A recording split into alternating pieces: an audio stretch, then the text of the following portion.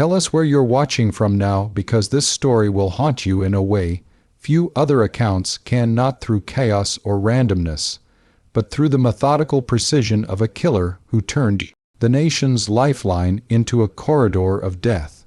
We're about to delve into a mystery that paralyzed 7 communities across 3 states, where a single individual transformed ordinary train stations into hunting grounds and left a legacy so disturbing that railroad companies suppressed the details for decades, fearing the economic collapse that truth might bring. It was the year 1947. Post-war America was experiencing unprecedented prosperity and optimism. Soldiers were returning home, the economy was booming, and the nation's railroad system was the arterial network pumping life into every corner of the country. In the rural stretches between Chicago and St. Louis, however, the situation was far different. There, along a particular branch line operated by the Illinois Central Railroad, a darkness was gathering that would challenge everything Americans believed about safety, community, and the anonymity of modern travel. The whistles that announced arriving trains, those familiar, comforting sounds that signaled connection to the wider world, were about to become harbingers of death. The Illinois Central Railroad's branch line 47 was not a prestigious route.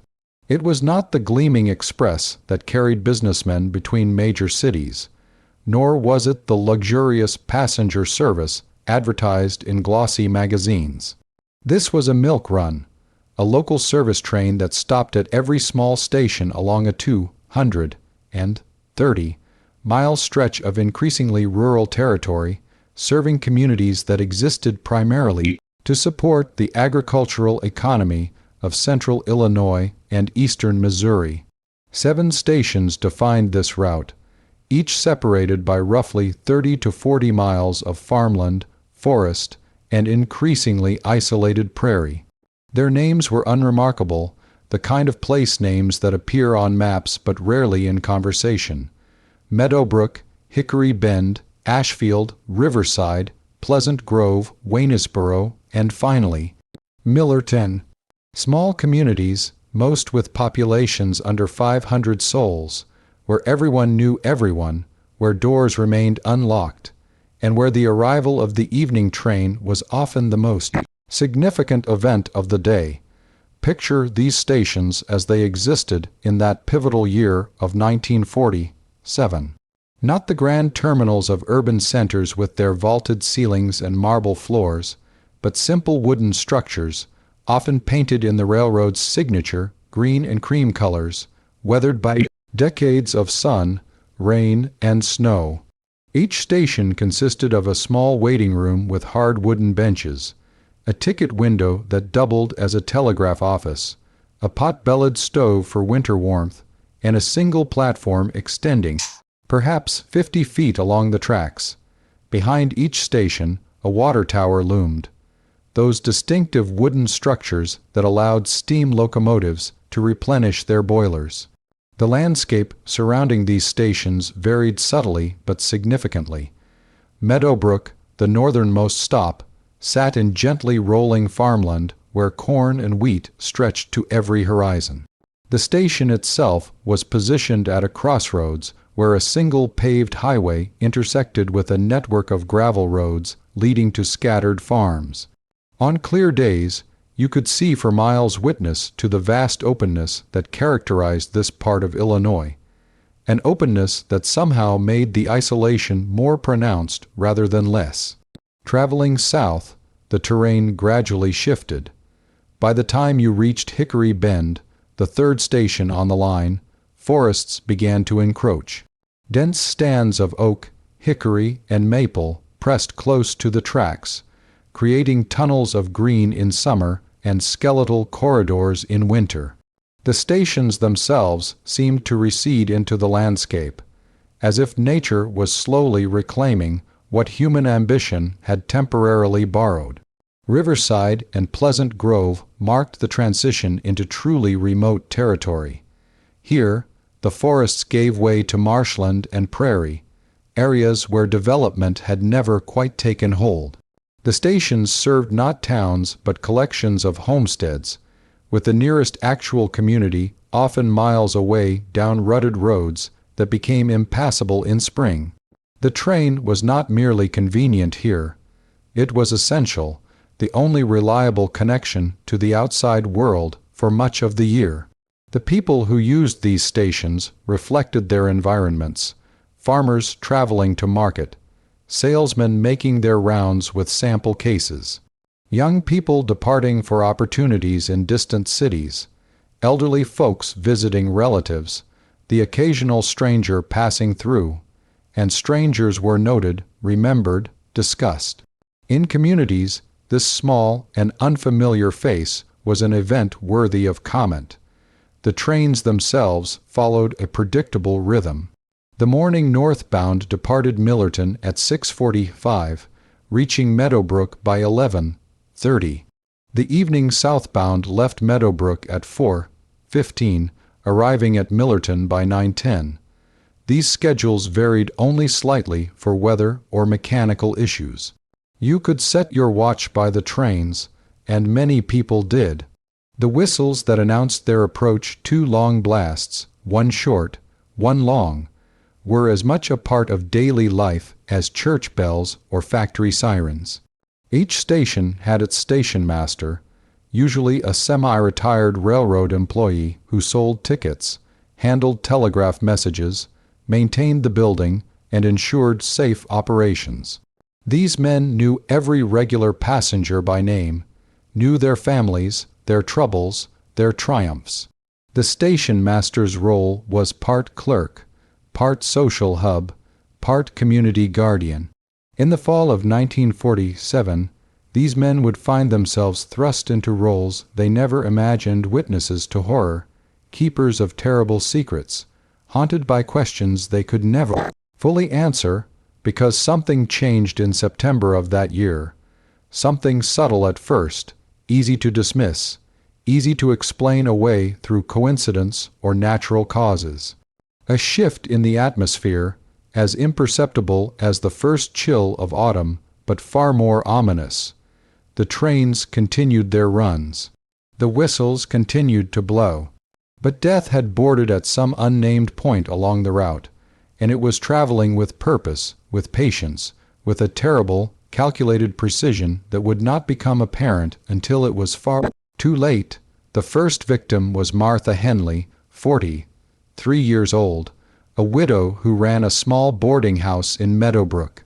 She was unremarkable in every way that mattered to a killer, which is to say, she was vulnerable without being obvious, routine without being predictable, alone without being isolated enough to raise immediate alarm. September 17, 1947, a Wednesday. Martha took the evening southbound train from Meadowbrook, heading to Hickory Bend to visit her sister, a trip she made roughly once a month, usually staying overnight before returning the next day. The station master at Meadowbrook, Harold Prescott, remembered selling her the ticket, smiled as always. He would later recall. Asked about my wife's hip, said she'd made extra preserves for Clara's family, normal as sunrise. Martha boarded the train at 4:20 p.m. 6 passengers entered at Meadowbrook that evening. The conductor, Thomas Riley, remembered her specifically because she sat in her usual spot, third car, left side, window seat. She carried a small carpet bag and wore her good traveling coat, dark blue wool with black buttons. These details, mundane at the time, would become precious fragments of evidence later. The train reached Hickory Bend at 5:38 p.m. 4 passengers disembarked. Martha Henley was not among them. Her sister, Clara Morehouse, waited at the station until the train departed. Concerned but not yet alarmed, delays happened, plans changed. She returned home, expecting a telephone call with an explanation. The call never came. By the following afternoon, when Martha failed to arrive on the morning northbound, Clara contacted Harold Prescott in Meadowbrook. Yes, Martha had definitely boarded. Yes, he was certain. No, there had been no change of plans mentioned. The Illinois Central Railroad initiated a standard missing passenger inquiry. Conductor Riley was interviewed. He remembered Martha boarding. He did not specifically remember seeing her during the journey, but this was not unusual. Conductors moved through the cars periodically, not continuously. She could have been dozing, reading, looking out the window. Had she gotten off at an earlier stop? Perhaps Ashfield, the small station between Meadowbrook and Hickory Bend. The station master at Ashfield, an elderly man named Vernon Mills, had been on duty. Only one passenger had disembarked there that evening, a young man traveling to his family's farm. He remembered no middle-aged woman in a blue coat. The railroad's inquiry concluded with frustrating ambiguity. Martha Henley had likely left the train at one of the stations and failed to inform anyone of her change in plans. People had lapses of judgment. Perhaps she'd met an acquaintance, accepted a ride, suffered some personal emergency that prevented communication.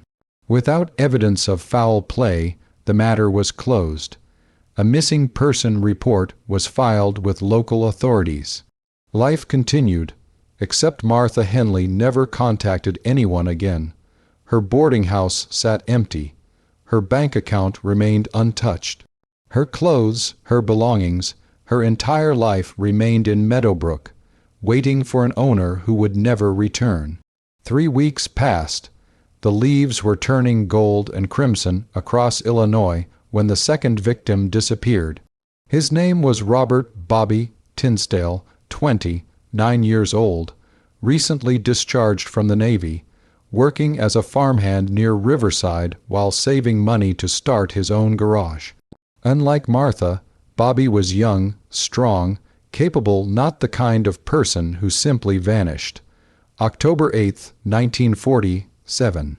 A Wednesday. Bobby boarded the evening southbound at Riverside, heading to Waynesboro to look at a used tractor he hoped to purchase. The station master, Eugene Cross, knew Bobby well. The young man often traveled back and forth along the line looking for equipment and parts.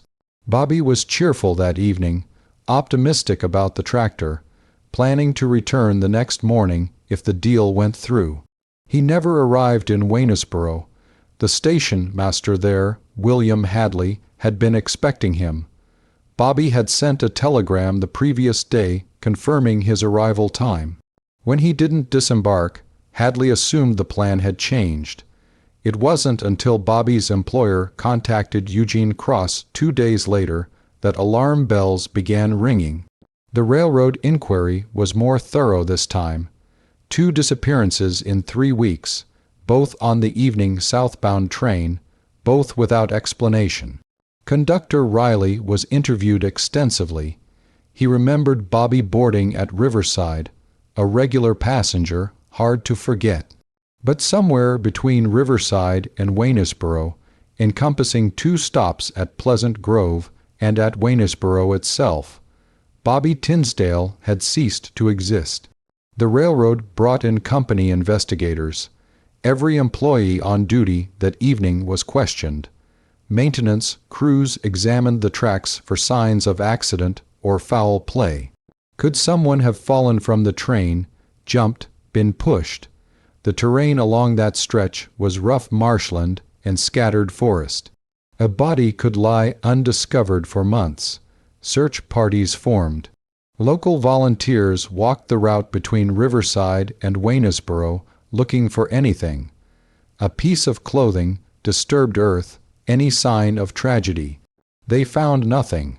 And then, in a development that would later prove sickeningly significant, the pattern broke. The next disappearance occurred not on a Wednesday, but on a Thursday. Not from the evening southbound, but from the morning northbound. October 16th. Elizabeth Carson, 36 years old, a schoolteacher from Pleasant Grove, boarded the morning train heading to Meadowbrook for a teachers' conference. She never arrived. The conference organizer filed an inquiry when Elizabeth failed to appear. She was presenting a paper, her absence noted immediately. By now, the authorities could no longer dismiss these events as coincidences. 3 people had vanished from Illinois Central trains within a month. The railroad company, terrified of public panic and the economic devastation that would follow if passengers abandoned the line, requested assistance from the Illinois State Police. Detective Samuel Hartwick was assigned to the case. A veteran investigator with the state police, Hartwick had served in Army intelligence during the war and brought a methodical, analytical approach to criminal investigation that was still relatively novel in rural law enforcement. He was 48 years old, with graying hair and the kind of weathered face that inspired confidence. More importantly, he understood something that many of his contemporaries did not. Patterns revealed intention, and intention revealed the criminal. Hartwick established his command post in Hickory Bend, the geographic center of the affected area. He requisitioned a small office in the back of the general store and began assembling what we would now call a profile of the crimes. 3 victims, different ages, different genders, different backgrounds. What did they share? They all used the same railroad line. They all vanished without trace. They all were traveling alone. They all were. And this detail struck Hartwick as potentially significant, unremarkable. Not wealthy enough to carry large sums of money, not prominent enough to attract attention, not transient enough to be obvious targets. They were solid, ordinary people who should have been invisible to predators, unless ordinariness itself was the criteria. Hartwick interviewed every station master along the line. He rode the trains repeatedly, observing passengers, studying the conductors, examining the cars. He analyzed the schedules, the timing, the geography. Where could someone overpower a victim without being seen? How could a body be removed without witnesses? The trains were rarely crowded. This was a rural line, but they were never empty. Other passengers existed. Conductors made regular rounds. Railroad employees were present at every stop. The detective's investigation revealed something both mundane and chilling. The trains had dozens of hiding places. Behind boilers, in luggage compartments, in the gaps between cars, in maintenance access areas. And the stops themselves, especially the smaller ones, had blind spots, areas where the platform didn't extend, where forest or buildings blocked sightlines, where someone could disembark unseen. During the brief minutes the train idled. October 23rd, Wednesday, victim number 4, James Sullivan, 61 years old, a retired postal worker traveling from Ashfield to Millerton to visit his daughter. He boarded the evening southbound.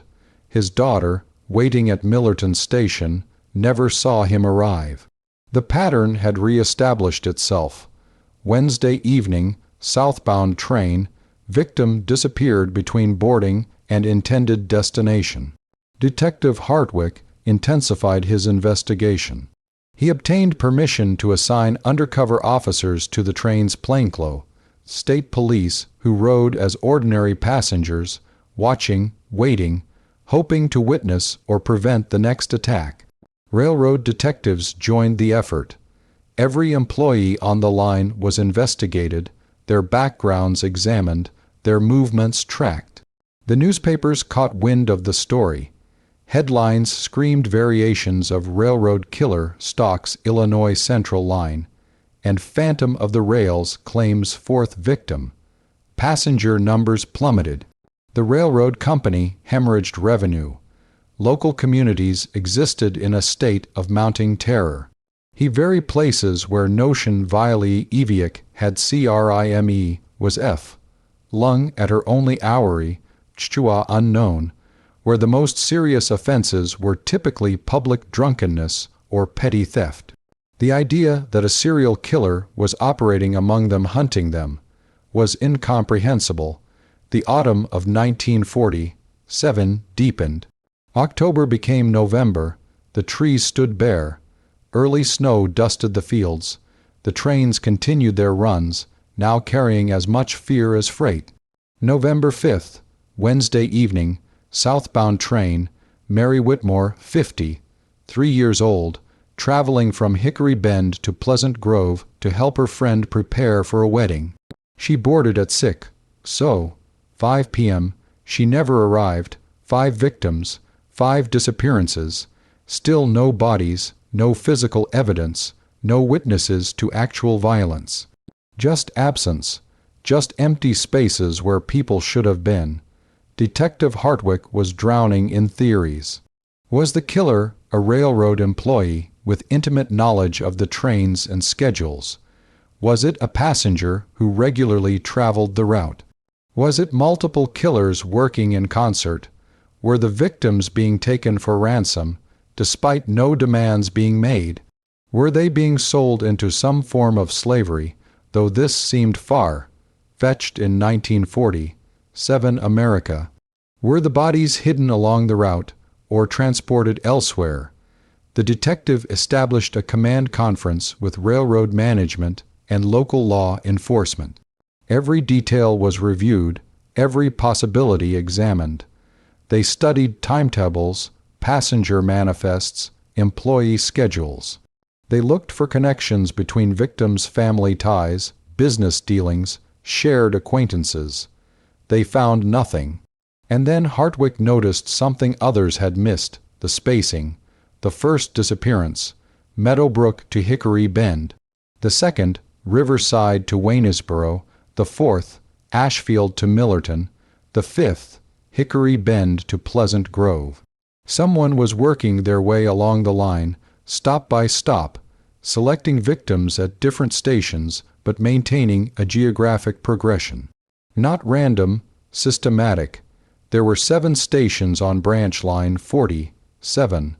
5 had now been victimized stations where victims had boarded before vanishing. 2 remained untouched, Waynesboro and Millerton, the southernmost stops on the line. If the pattern held, the next victim would board at one of these final 2 stations. Hartwick concentrated his resources. Undercover officers saturated both locations. Every passenger boarding at Waynesboro or Millerton was discreetly shadowed. The detective himself rode the evening trains, watching, waiting. November 12th, Wednesday, evening southbound. Nothing happened. November 19th, Wednesday, evening southbound. Nothing happened. The pattern had broken. Had the killer been spooked by the increased police presence? Had the newspaper coverage driven him to ground? Or was he simply waiting, patient as winter itself? Hartwick maintained the surveillance. Weeks passed. Thanksgiving came and went. December arrived with heavy snow and bitter cold. Passenger numbers remained low. The railroad company faced potential bankruptcy. Local communities remained locked in fear. And then, on December 3rd, a Wednesday, the killer struck again. His name was Arthur Kellerman, 47 years old, a traveling salesman for agricultural equipment. He boarded the evening southbound at Waynesboro, heading to Millerton, where he kept a small apartment. Arthur was known to everyone on the line. He made the trip weekly, always polite, always professional, always carrying his sample case full of equipment catalogs. He never reached Millerton. 6 victims, but this time something was different, because Detective Hartwick had anticipated correctly. Waynesboro had been one of the 2 remaining untouched stations, and when Arthur Kellerman boarded that evening train, 3 undercover state police officers were already aboard, positioned strategically throughout the cars, watching every passenger, every movement. What they witnessed would break the case. The train departed Waynesboro at 7:40 p.m. 5 passengers had boarded there, including Kellerman. The journey to Millerton the final stop, would take approximately 90 minutes with no intermediate stops. This late run serviced only the terminal points. Officer Raymond Tucker was positioned in the second car, dressed as a farmer returning from town. He had a clear view down the aisle. Officer Margaret Billings, one of the first female detectives in Illinois, posed as a young woman traveling to visit family, seated in the third car. Officer Donald Reese occupied the baggage car, hidden among crates and luggage. 20 minutes into the journey, Officer Tucker observed Arthur Kellerman stand and move toward the rear of the third car, apparently heading to the lavatory. This was unremarkable. Tucker made a note of the time 8:02 p.m. and continued his observation. 3 minutes passed, then 4, then 5. Tucker grew alert. The lavatory visits rarely exceeded 3 minutes. He stood casually and moved down the aisle, maintaining the appearance of a passenger stretching his legs. As he passed through the second car into the third, he observed something that sent cold recognition through his chest. Arthur Kellerman's sample case sat abandoned in his seat. His hat rested on the rack above, but Kellerman himself was nowhere visible in the third car. Tucker signaled Officer Billings with a prearranged gesture, a hand to his collar. She nodded, understanding immediately. Tucker continued toward the rear of the car while Billings moved forward, creating a pincer movement. The lavatory door was ajar, empty. Tucker's training took over. Where could a person go on a moving train?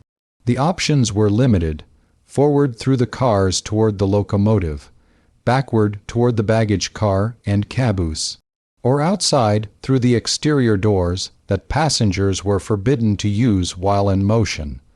The detective moved to the rear door of the third car. It was slightly ajar. Wind whistled through the gap. Cold December air poured into the heated car. Tucker drew his revolver. He signaled to Billings and moved through the door onto the exposed platform between cars. The noise was deafening: the clatter of wheels on rails, the rush of wind, the groan of coupling chains. The temperature was brutal. Snow swirled in the darkness, and there, on the narrow platform, Tucker saw movement. 2 figures struggled in the shadows between cars. One was Arthur Kellerman, bent backward over the railing, his face a mask of terror. The other was someone Tucker had seen before, had observed repeatedly during his weeks of surveillance, but had dismissed as harmless. Daniel Coe, 34 years old, the assistant conductor on the evening southbound train. What Tucker witnessed in those frozen seconds would haunt him for the rest of his life. Coe had Kellerman pressed against the railing, one hand clamped over the man's mouth, the other gripping his collar. The killer's face was utterly calm, no rage, no excitement, just the focused concentration of someone performing a familiar task. "State police, release him." Tucker's shout was barely audible over the train's roar. Coe's head snapped toward the detective. For one suspended moment, the 3 men existed in tableau: hunter, prey, and witness. Then everything accelerated. Coe shoved Kellerman toward Tucker while simultaneously diving toward the baggage car door. Tucker caught the terrified salesman, but lost precious seconds as Coe disappeared through the doorway. Officer Billings emerged onto the platform behind Tucker. He thrust Kellerman toward her. "Take him, officer in baggage car. Warn him." Tucker plunged after Coe into the baggage car. The space was dimly lit, crowded with crates and trunks. Officer Reese was already moving from his hiding spot, alerted by the commotion. Coe was cornered, the caboose ahead blocked by a locked door. "It's over, Coe. There's nowhere to go." The assistant conductor stood between stacks of luggage, his railroad uniform perfectly pressed, his cap still squarely positioned. In the weak light, his face appeared ordinary, neither handsome nor ugly, neither young nor old. The kind of face that disappeared in a crowd, that witnesses forgot, that passengers passed without notice. "You don't understand," Coe said, his voice eerily calm over the train's noise. "They had to be balanced. 7 stations, 7 stops. It has to be balanced."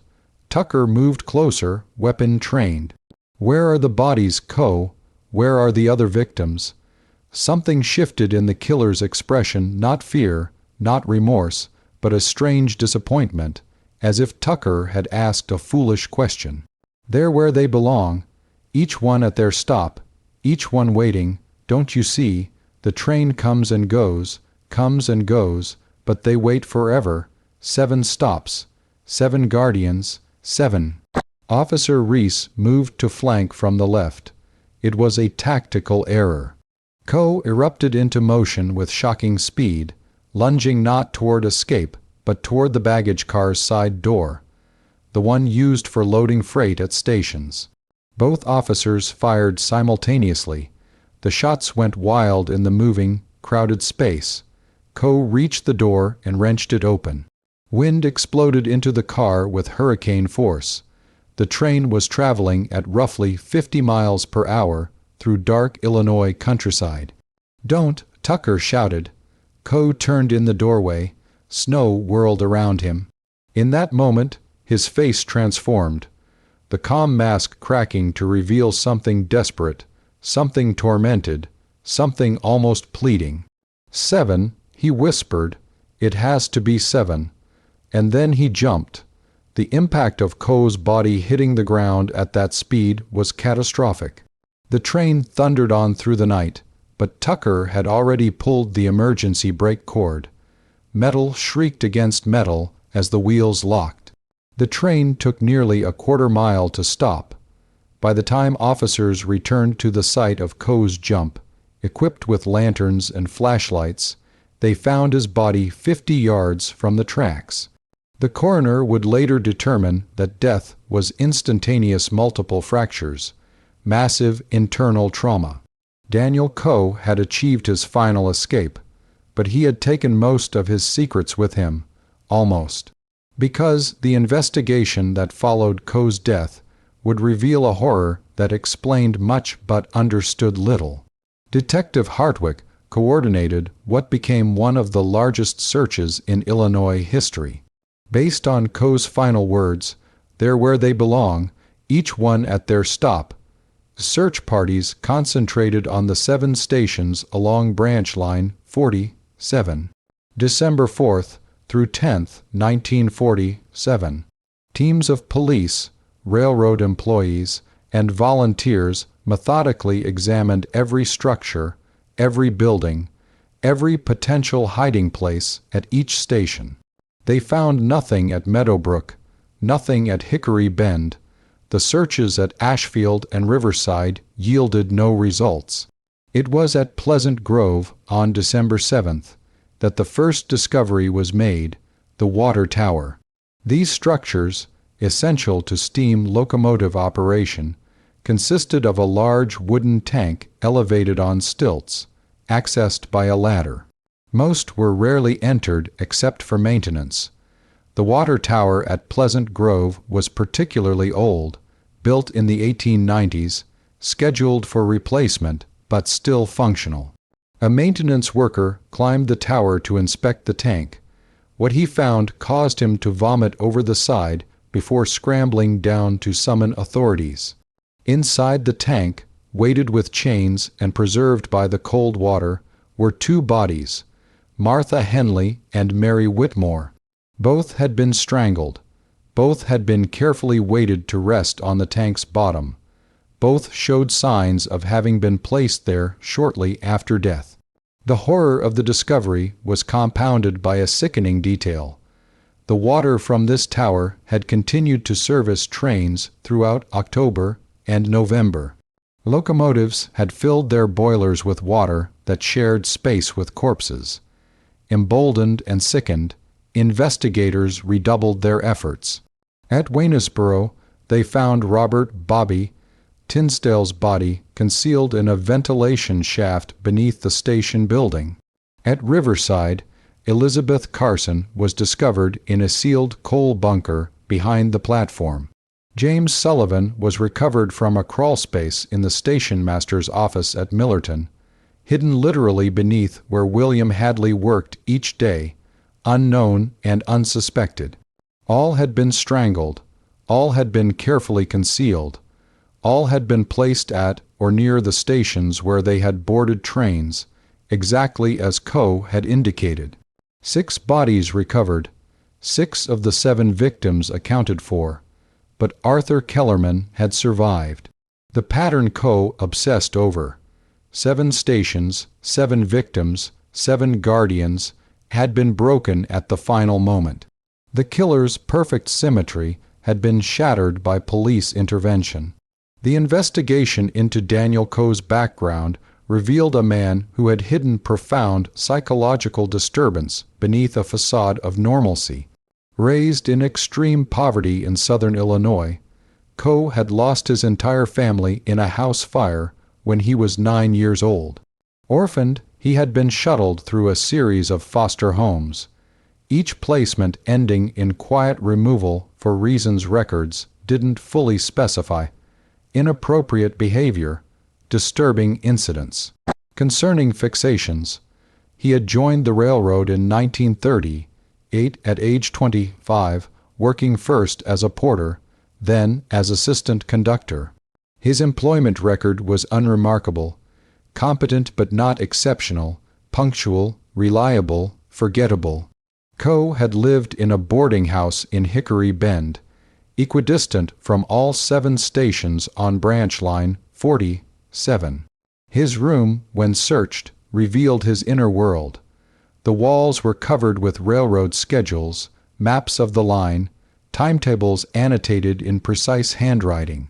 But more disturbing were the drawings, obsessive, repetitive sketches of the 7 stations, each one numbered, each one annotated with phrases that seemed to reference some personal mythology.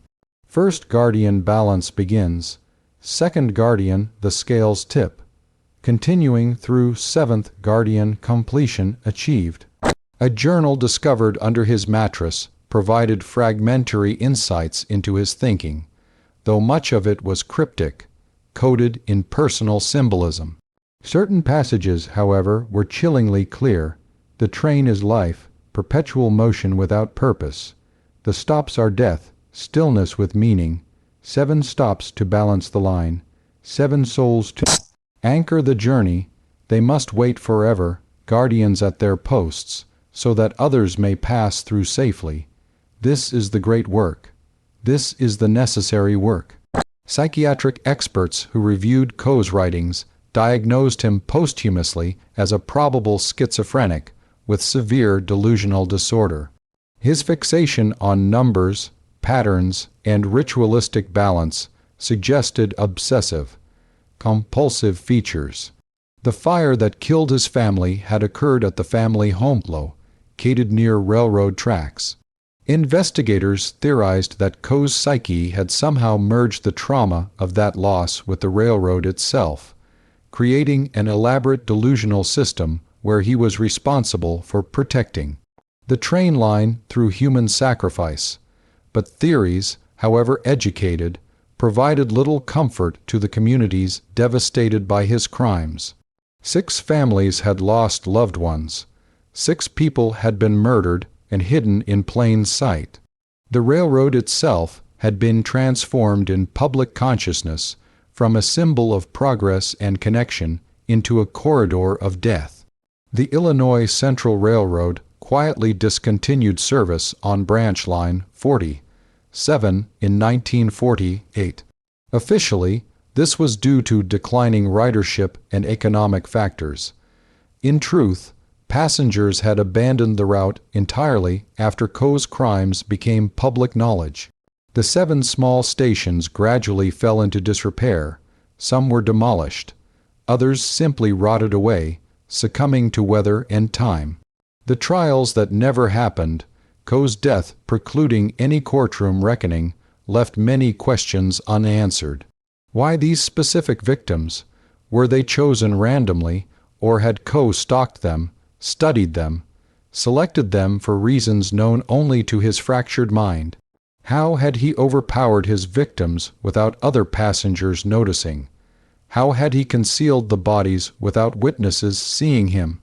Reconstruction of his methods suggested that Coe had used his position as assistant conductor to isolate victims. He would engage them in conversation while checking tickets, learn their destinations, identify those traveling alone. During the journey, he would approach them under the pretense of official railroad business. A problem with their ticket, a question about luggage, a request to move to a different car. In the chaos and noise of a moving train, in the gaps between stations where conductors had discretion and authority, Coe had found his hunting ground. The strangulation had been quick, efficient, practiced. Then came the disposal, waiting until the train stopped at the victim's boarding station, using the brief minutes when other passengers were disembarking or station personnel were distracted, removing the body through service doors, concealing it in predetermined hiding spots he had scouted during his years on the line. The bodies were never transported far from the platforms, the water tower at Pleasant Grove, the coal bunker at Riverside, the ventilation shaft, the crawl space, all within 100 feet of where victims had last been seen alive. The question that haunted investigators most profoundly was the simplest. How long had Coe been killing? 6 confirmed victims across 10 weeks in late 1947, but the Illinois Central Railroad had operated branch line 47 since 1894. Coe had worked the line since 1938, 9 years. Had there been others? Missing persons who were never connected to the train. Bodies never found. Victims whose disappearances were attributed to other causes. A comprehensive review of missing persons reports from 1938 to 1947 revealed 23 cases along the route that might potentially be connected. 23 people who had vanished under circumstances similar to Coe's confirmed victims. Some had been resolved, runaways found, suicides discovered, accidents explained. But 11 remained unexplained, their fates unknown, their families never finding closure. Search teams re-examined every structure along the abandoned line throughout 1948 and 1949. No additional bodies were recovered.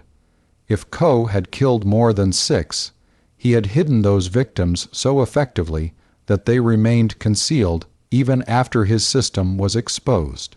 Or perhaps, as some investigators believed, the autumn of 1947 truly had marked the beginning of his transformation from disturbed individual to active killer, triggered by some internal crisis, some final fracture in his already damaged psyche. Arthur Kellerman, the sole survivor, provided the only first-hand account of Coe in action. Interviewed extensively, Kellerman described how the assistant conductor had approached him roughly 20 minutes into the journey from Waynesboro. Coe had been cordial, professional, mentioning a problem with the baggage car that required Kellerman's sample case to be relocated. Would he mind coming to verify its transfer? Kellerman, trusting the uniform and authority, had followed Coe through the cars to the rear platform. There, in the noise and darkness between cars, Coe had attacked, grabbing Kellerman from behind, one arm around his throat, cutting off air and sound simultaneously. Kellerman had struggled, but Coe was strong, skilled, and had positioned his body to use the train's motion and the cramped space to his advantage. Within seconds, Kellerman had been losing consciousness. Only Officer Tucker's intervention had saved his life. Another 30 seconds, Kellerman believed, and he would have been the 7th victim, completing Coe's obsessive pattern. The psychological impact on Kellerman was profound. He abandoned his career as a traveling salesman, unable to board trains without experiencing panic attacks. The man who had made his living moving from town to town became housebound for nearly 2 years, haunted by those moments on the platform between cars, by the memory of Coe's hands on his throat, by the certain knowledge that he had come within heartbeats of joining the others in their cold, dark hiding places. He eventually recovered enough to find work as a bookkeeper in a small accounting firm. Indoor work, stationary work, safe work.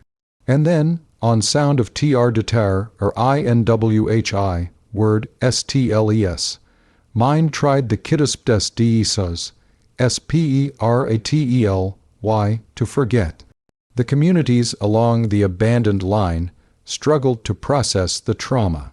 In places like Pleasant Grove and Riverside, where populations numbered in the hundreds, the murders had devastated social fabric. Everyone knew the victims. Everyone had used the trains. Everyone had likely encountered Daniel Coe dozens of times, received ticket checks from him, exchanged pleasantries, trusted him because of his uniform and his unremarkable presence. That betrayal of trust, the revelation that a monster had moved among them wearing the mask of a helpful railroad employee, created a paranoia that lingered for years. Who else might be hiding behind friendly faces? What other predators might lurk in positions of authority and trust? The murders had shattered the fundamental assumption that small communities were safe, that everyone knew everyone, that danger announced itself with obvious signs. Harold Prescott, the station master at Meadowbrook who had sold Martha Henley her final ticket, never fully forgave himself for not sensing something wrong. "I saw her every month," he told a reporter in 1950. "Knew her for years, watched her walk to the platform that last time and felt nothing. No warning, no instinct, no sign from God or anywhere else that she was walking to her death. How do you live with that? How do you trust your own judgment after failing so completely?" Vernon Mills, the elderly station master at Ashfield, developed a drinking problem that cost him his pension. Eugene Cross at Riverside simply abandoned his post one morning in March 1948 and was never heard from again. A disappearance that briefly sparked fears of a second killer before evidence emerged that Cross had simply fled to California to escape his memories. The families of the victims pursued civil lawsuits against the Illinois Central Railroad, arguing that the company had been negligent in screening and supervising employees. The cases dragged through courts for years, most settled out of court for undisclosed sums. The railroad, already financially strained by the loss of the branch line 47 route, never fully recovered its reputation in the region. The company was eventually absorbed in mergers, its identity dissolved into larger corporate structures, the whistle-stop killer becoming a footnote in its history, mentioned in internal documents, with clinical detachment, as if distance and time could sterilize the horror. Detective Samuel Hartwick received commendations for solving the case, though he privately expressed frustration at the outcome. "We stopped him," Hartwick said in a rare interview years later, "but we didn't catch him, not really. He chose his end on his own terms, took his madness with him, left us with bodies and questions but no real understanding. That's not justice. That's just ending." Hartwick continued working for the Illinois State Police until his retirement in 1963. He never forgot the whistle-stop case, never stopped wondering about those 11 unresolved missing persons, never completely shed the suspicion that Coe's crimes had been more extensive than calculated and SIX Chkonkong MURDER thing SPREES in MURDERS. In his later years, he would occasionally visit the sites of the abandoned stations, walking the overgrown platforms, examining the ruins of buildings where horrors had unfolded, searching, perhaps, for some final piece of evidence, some conclusive answer that remained perpetually out of reach. The 7 stations themselves became local landmarks of a dark variety. Urban explorers and ghost hunters were drawn to the ruins, searching for supernatural experiences among the decay. Reports emerged of strange sounds, whistles when no trains ran, footsteps on platforms that no longer existed, voices calling out names in the darkness. Skeptics dismissed these accounts as imagination fueled by knowledge of the murders. Believers insisted the sites were genuinely haunted, that Coe's victims remained bound to the places where they had last lived and first died. In 1973, a documentary filmmaker named Patricia Halloran attempted to create a comprehensive film about the whistle-stop killer. She interviewed survivors, examined archives, reviewed Coe's journals and drawings.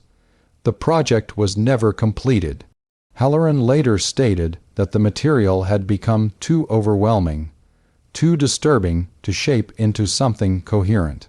The raw footage, hours of interviews and location shots, remains in a university archive, rarely viewed, a testament to how some stories resist easy narrative. Academic studies of Coe's case appeared periodically in criminal psychology journals. His delusional system, the fixation on numerical balance, the ritualistic placement of bodies, the transformation of normal infrastructure into components of a grand design became a reference point for discussions of psychosis and serial violence. But academic analysis, however thorough, struggled to explain the fundamental mystery: why these particular people? What had Martha Henley, Robert Tinsdale, Elizabeth Carson, James Sullivan, Mary Whitmore, and Arthur Kellerman represented to Daniel Coe? Were they truly random selections, or had some invisible criteria guided his choices? The answer, like so much else about Coe, remains unknowable. His journal entries were fragmentary, cryptic, focused more on the abstract concept of balance and guardians than on the actual human beings he murdered. He had reduced his victims to components in an equation only he understood, stripping them of individuality even as he ended their individuality permanently. This dehumanization, the transformation of complex, complete human beings into mere objects serving a madman's delusion, represents perhaps the most disturbing aspect of Coe's crimes. Martha Henley was not just a boarding house owner. She was a woman who made exceptional preserves, who visited her sister monthly, who asked about Harold Prescott's wife's hip because she genuinely cared about her community. Robert Tinsdale was not just a farmhand. He was a Navy veteran with dreams of opening a garage, a young man optimistic about the future despite the hardships of his present. Elizabeth Carson taught children, shaped young minds, prepared papers for academic conferences. James Sullivan had spent decades in postal service, connecting communities through reliable mail delivery. Mary Whitmore helped prepare weddings, participated in the joyful moments that knit communities together. Each was a universe of experiences, relationships, hopes, and memories. Each left behind people who loved them, who missed them, who were diminished by their absence. And Daniel Coe had extinguished all of that not in passion or rage, but with cold, methodical precision, in service of a pattern that existed only in his fractured psyche. The whistle-stop killer case reminds us that monsters rarely announce themselves with obvious signs. They don't always look like our cultural image of evil. Sometimes they wear uniforms. Sometimes they punch time clocks and perform routine duties. Sometimes they live in boarding houses and maintain perfectly normal exteriors while cultivating internal horrors that only become visible when they finally act upon their darkest impulses.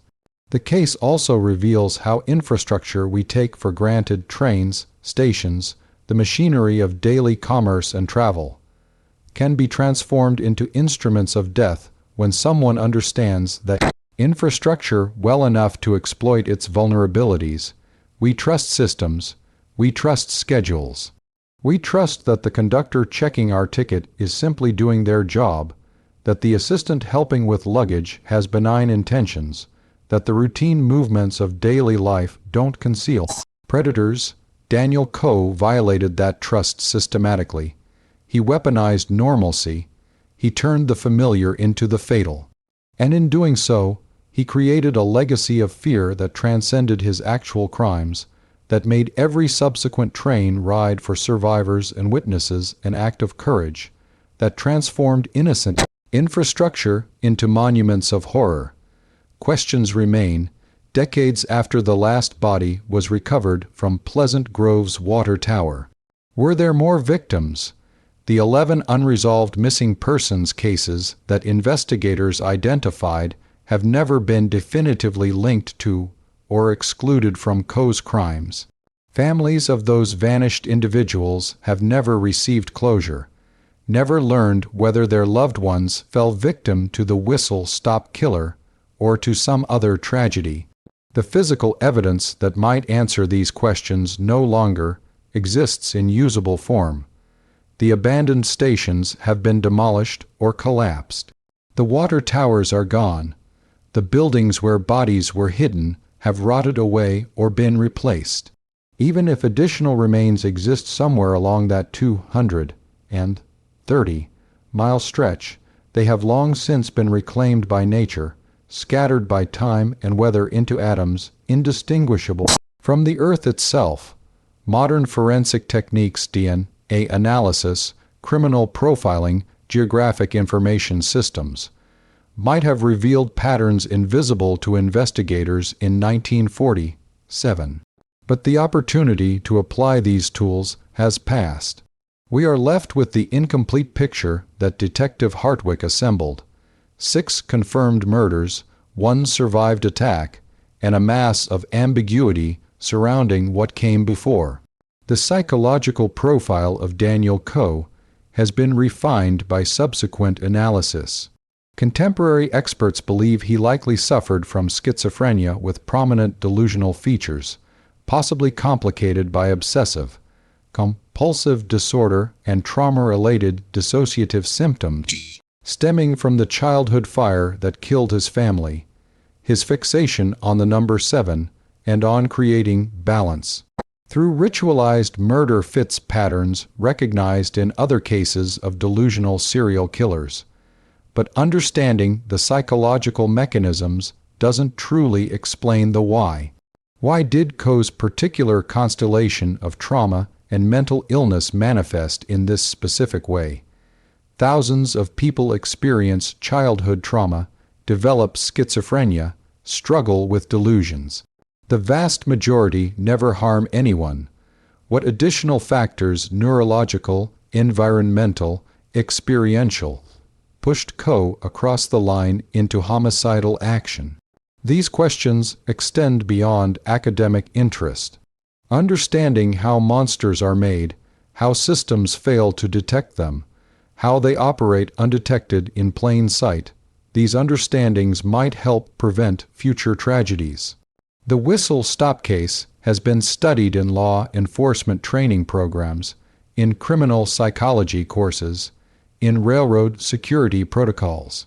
The lessons learned about pattern recognition, about the importance of connecting disparate missing persons cases, about the vulnerabilities inherent in transportation systems, have potentially saved lives by informing how authorities approach similar situations today. To this day, the area in Illinois where Branch Line 47 once operated carries the memory of those dark months in autumn 1947. Elderly residents still recall the fear, the uncertainty, the horror of discovery. Younger generations have heard the stories, absorbed the cautionary tale about the assistant conductor who murdered 6 people and hid their bodies at train stations. The actual locations where victims died and were concealed have been largely reclaimed by nature. Fields and forests cover the ground where platforms once stood. Roads have been rerouted. Development has erased or transformed the landscape, but local history preserves the memory. Small historical societies maintain files on the case. Occasional anniversary articles appear in regional newspapers. Ghost tour companies include the abandoned station sites in their routes, though most of what they present is speculation and embellishment rather than documented fact. And on silent winter nights, when snow falls across central Illinois and the wind carries sounds across empty fields, some people claim they still hear train whistles where no tracks remain. They report seeing lights moving along paths where branch line 47 once ran, as if phantom trains continue their runs through time, carrying phantom passengers to stations that no longer exist, while 7 souls wait eternally at their posts, unwilling guardians of a madman's design. Rational explanation attributes these experiences to imagination, to the power of suggestion, to the way wind and distance can create auditory illusions. But rationality struggles in the face of horror this profound. When something this terrible occurs, when the normal world reveals such darkness hiding in its routines, it becomes almost comforting to believe in ghosts, in continued existence beyond death, even if that existence is bound to tragic circumstance. Better to imagine the victims persist in some form than to accept they were simply erased, reduced to nothing by a killer's delusion. The truth, as always, is likely more prosaic and more painful. Martha Henley, Robert Tinsdale, Elizabeth Carson, James Sullivan, Mary Whitmore, and Arthur Kellerman, 6 complete human lives, were ended by Daniel Coe's actions. They don't haunt train stations because they are gone, truly and finally gone, their potential futures erased, their actual pasts reduced to the status of case files and historical footnotes.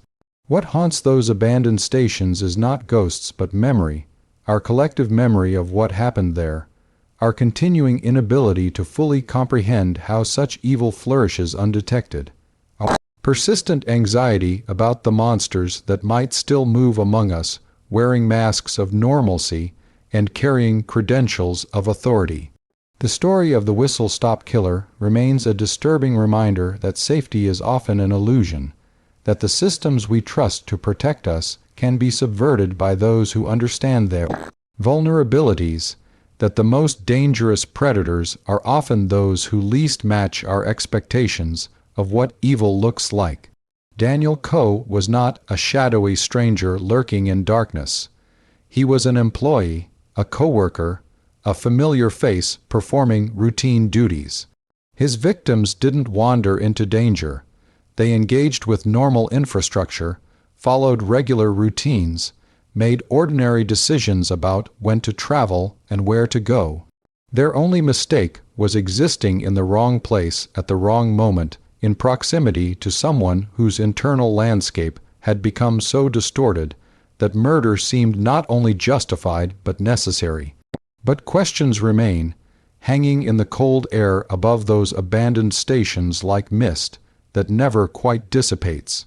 Did Coe claim more victims than the 6 confirmed? What specific criteria guided his selections? What would have happened if Officer Tucker had arrived 30 seconds later, allowing Coe to complete his 7th murder and achieve the balance he craved? Would he have stopped then, satisfied, or would the achievement of his goal have simply redefined his delusion, creating new imperatives, new patterns, new victims? We cannot know. The answers died with Coe on that December night when he leaped from a moving train rather than face capture, choosing his own death with the same cold calculation he had applied to his victims' deaths. In that final act, he denied authorities, families, and history the closure that a trial might have provided. He remained, even in death, in control of his narrative, mysterious and unknowable.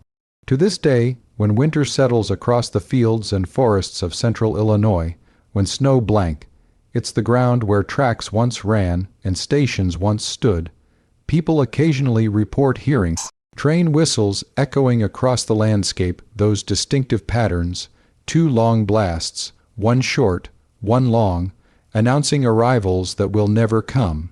Local folklore has woven the whistle-stop killer into regional ghost stories, complete with embellishments and fabrications.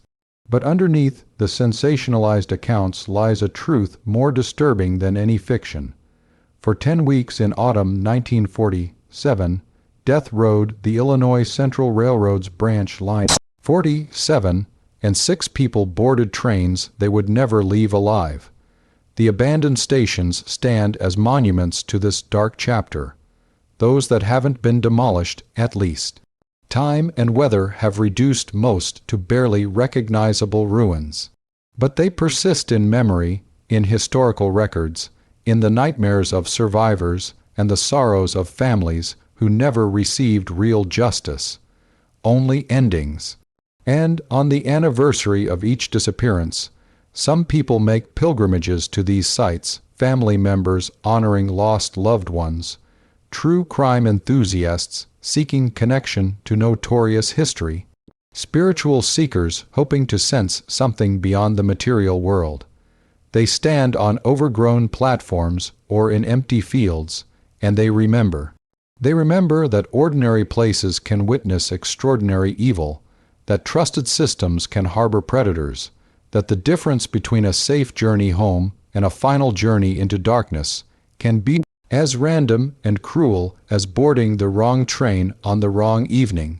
If this journey through one of America's most calculated serial murder cases has resonated with you, if you find yourself pondering the fragile boundaries between normalcy and horror, between the mundane infrastructure of daily life and the terrible uses to which that infrastructure can be put, then consider subscribing to this channel.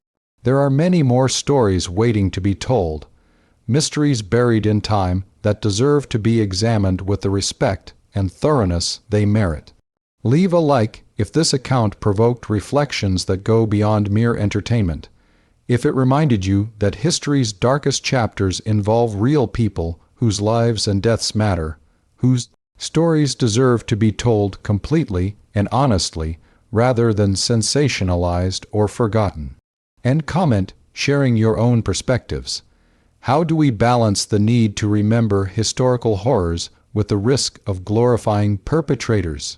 How do communities recover from trauma this profound? What responsibility do we bear to ensure similar failures of detection and prevention don't recur? Until next time, may your journeys, whatever form they take, be safe, your destinations reached, your returns home certain.